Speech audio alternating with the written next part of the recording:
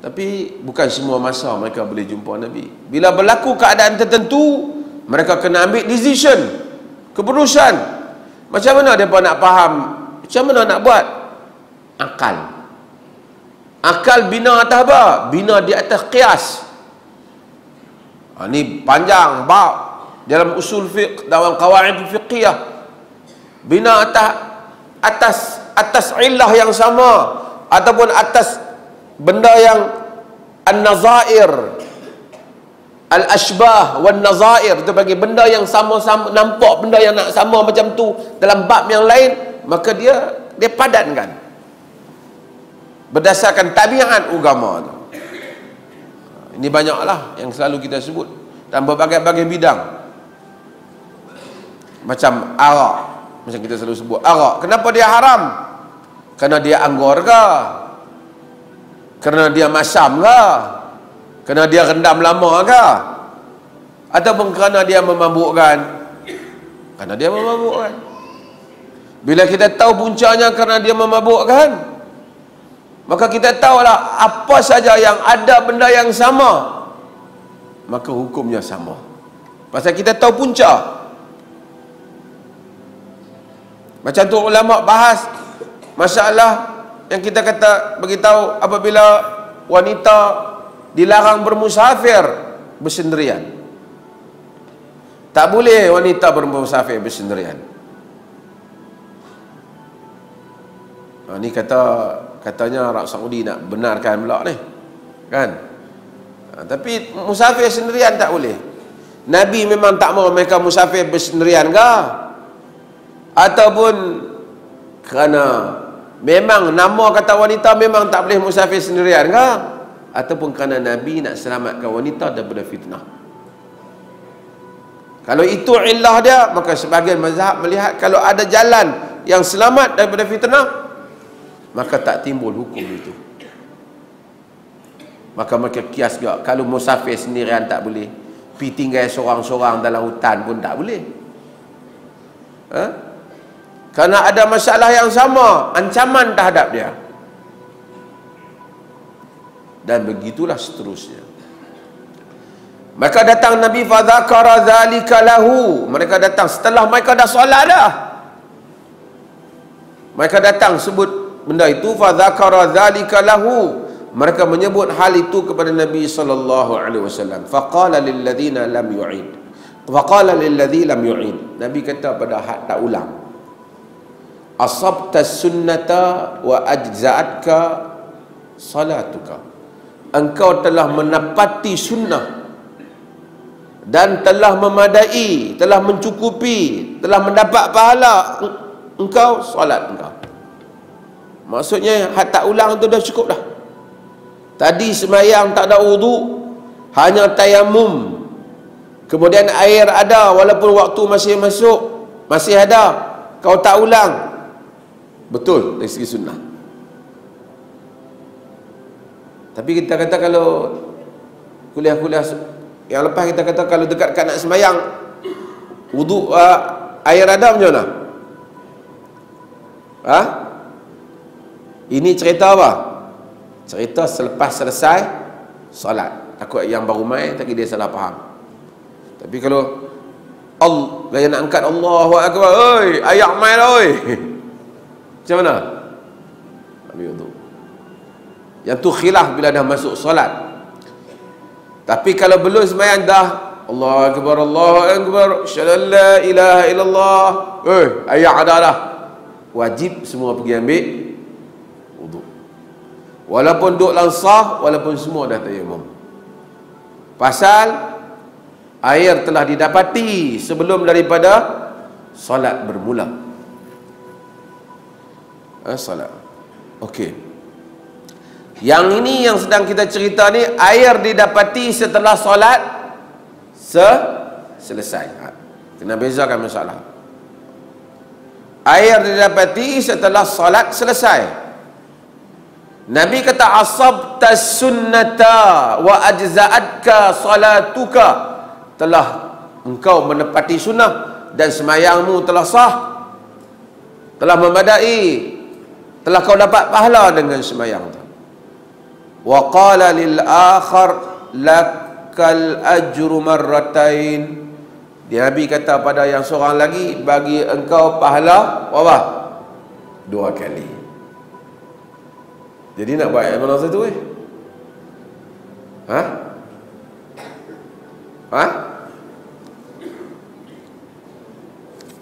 Nak buat yang mana satu? Para ulama berbincang dalam masalah ini. Yang pertama, yang sahih, yang tanpa, yang jelasnya ialah kalau seseorang itu telah salat dengan tayamum dan tamat salatnya, kemudian didapati ada air, dia memang tidak perlu mengulangi. Walaupun ada kaul yang kata mengulang apa semua, hadis ini menyokong pendapat yang kata tak boleh ulang, tak payah ulang. Ada pendapat yang kata ulang, lagi waktu ada kena ulang. Tapi hadis ni menyokong kata tak ulang. Tetapi adakah disunatkan untuk mengulang? Yang ni ada beberapa pendapat. Pendapat yang di kalangan para fuqaha menyatakan jika dia ulang dapat 2 pahala. Sebahagiannya menukilkan pandangan ini daripada Al-Auza'i dan seumpamanya, dapat macam pahala, macam hadis ni kata. Di kalangan para ulama ada yang menyatakan bahawasanya dia tak dapat 2 pahala.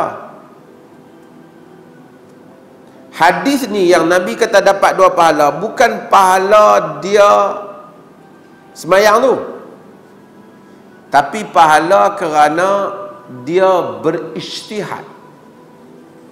Maksudnya dia berusaha untuk mengamalkan amalan yang dia rasa lebih tepat di sisi sunnah.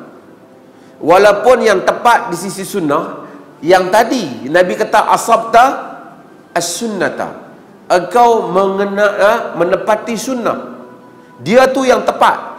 Tapi yang kedua ni dia tetap dapat pahala di atas semayang dia, bukan kerana semayang tu sendiri, tetapi kerana semasa dia semayang dia sangka itulah yang betul di sisi sunnah. Tapi apabila Nabi dah terang dah bahawa saja yang betul sunnahnya tak payah ulang, maka orang selepas ini tak perlu ulang, yang dapat 2 kawan ni saja. Ini pendapat, faham tak maksud saya? Dia kata yang dapat 2 kawan ni saja. Pasal kawan ni masa tu dia tak tahu. Sekarang ni Nabi dah bagi tahu yang asabta sunnata, hak tak ulang tu. Pendapat ini disebut oleh Ibn Taymiyah, disebut oleh Ibn Utsaimin, disebut, mereka menyokong pendapat ni. Maka kata bahawasanya, tapi saya bagi tahu ada juga pendapat yang menyatakan ulang dapat 2 pahala pada zahir hadis ini. Satu lagi kumpulan kata tak, dia ijtihad. Dalam erti kata lain, para ulama yang berijtihad, dia ijtihad pada zaman dia dengan satu ijtihad. Ijtihad ni hanya boleh dilakukan pada tempat yang tidak ada nas. Dia la ijtihad fi mauridin nas. Tidak ada ijtihad dalam tempat perkara yang disebut oleh nas. Riba haram, tak boleh nak ijtihad halal tak haram dia. Tapi teknikal itu mungkin. Semayang subuh wajib, tak boleh nak ijtihad. Makruh ke wajib, tak boleh nak ijtihad dah. Tetapi perkara yang detail di dalam semayang tu, yang nasnya mungkin boleh ditafsirkan. Qunut kena buat sentiasa ke ataupun tak. Khilaf ulama dalam masalah itu. Umpamanya bismillah jahar ataupun sir, khilaf ulama dalam masalah itu. Banding-bandingkan dalil, Imam Syafi'i pergi ijtihad bahawasanya qunut sentiasa, dawam sentiasa bagi solat fajar. Fuqaha lain lihat, dia kata tak, bukan. Pertama, yang Nabi qunut itu berkaitan dengan kes tertentu saja, bukan khusus untuk sembahyang subuh. Dan mereka tidak menerima kekuatan riwayat itu. Ada orang pilih pendapat Syafi'i, ada orang pilih pendapat majoriti mazhab, iaitu senyapkan, perlahankan bismillah. Mari Imam Malik pergi jauh daripada itu, bismillah tak ada langsung. Bukan kata Fatihah tak ada, Fatihah ada, bismillah tak ada. Di dalam solat tak dibaca bismillah. Maksudnya tak dibaca bismillah. Bukan bismillah tu ada lah. Dalam Fatihah, di dalam solat tidak dibaca bismillah.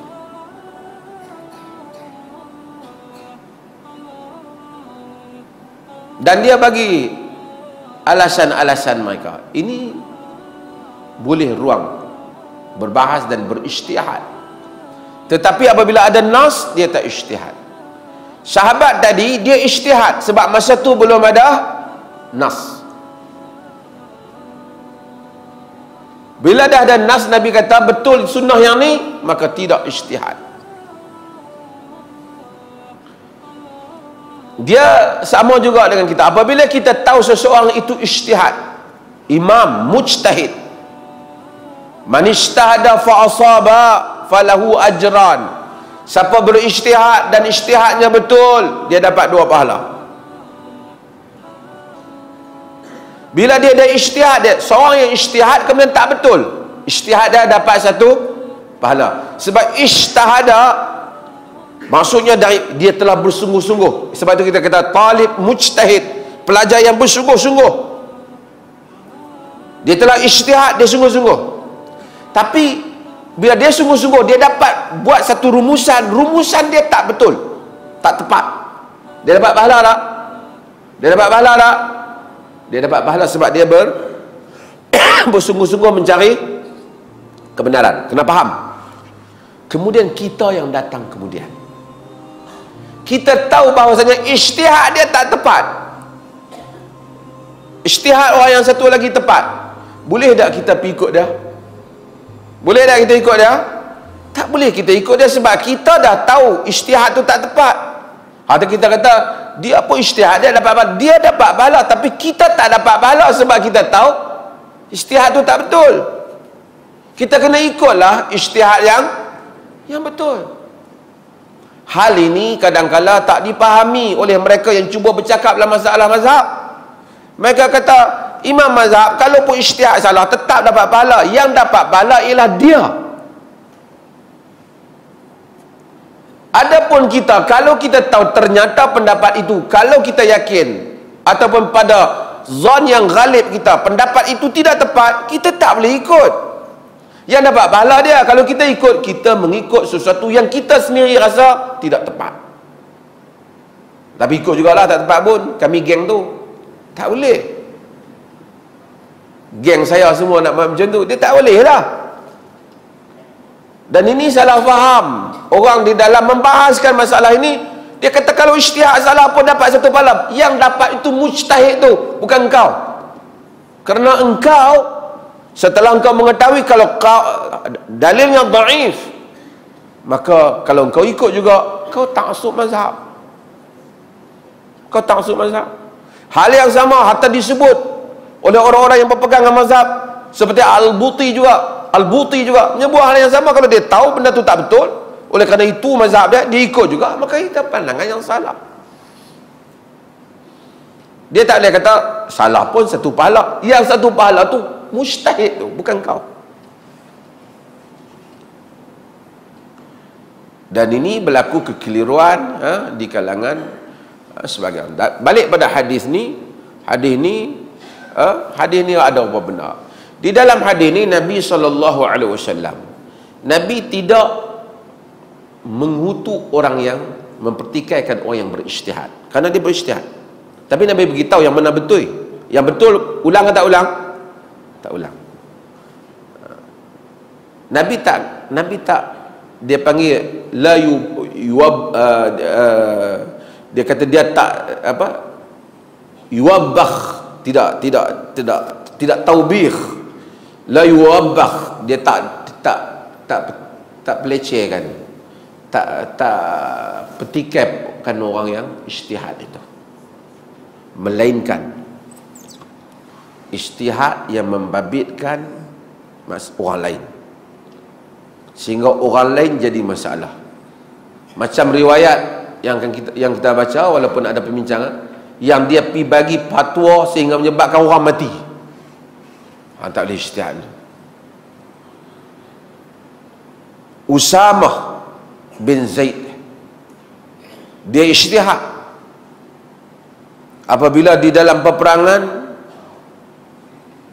dia nak bunuh, angkat pedang, kawan tu kata la ilaha illallah, asyhadu an la ilaha illallah wa asyhadu anna Muhammadar Rasulullah. Usamah bunuh dia.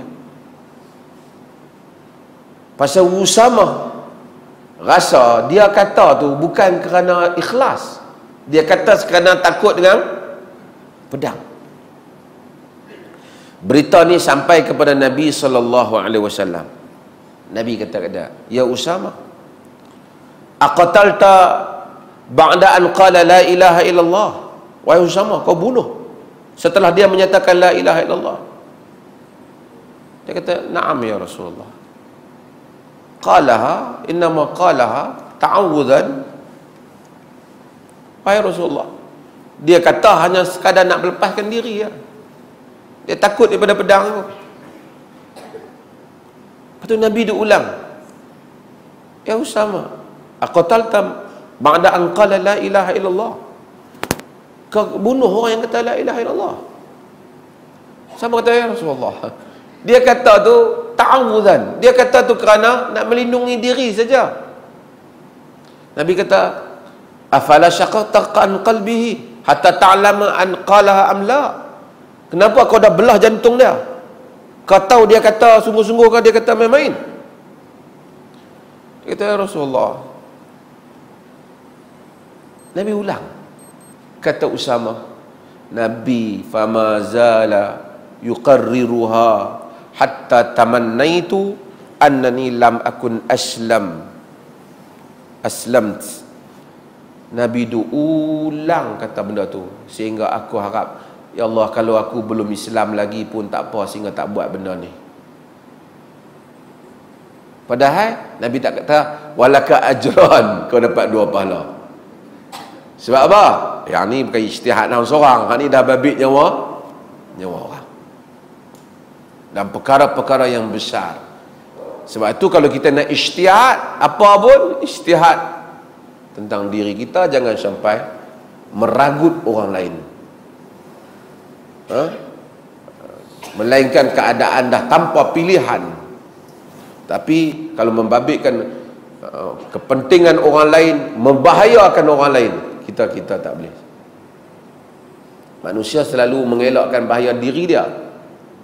Usamah dia tidak bermaksud demikian. Tapi Nabi tegur dah. Ijtihad kena betul lah, kena ada kaedah. Sebab tu dalam hidup pun kita ijtihad. Bawa kereta laju, tiba-tiba kalau tak langgar orang, langgar tiang, ataupun tak langgar orang, masuk longkang. Masuk longkang kereta rosak, langgar orang mati. Sayang kereta ke sayang orang? Mana kita nak pilih? Langgar orang ke masuk longkang?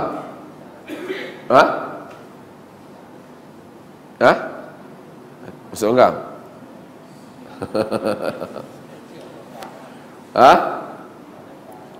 Masuk longkang? Langgar orang ke langgar tiang? Susah tu kan?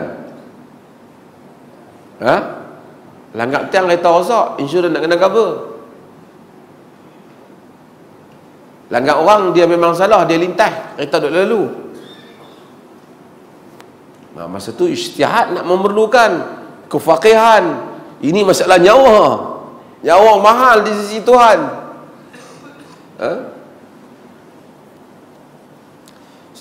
Jadi hadis ni Nabi SAW puji ijtihad dah, tapi ada hadis Nabi marah jika membabitkan nyawa orang lain.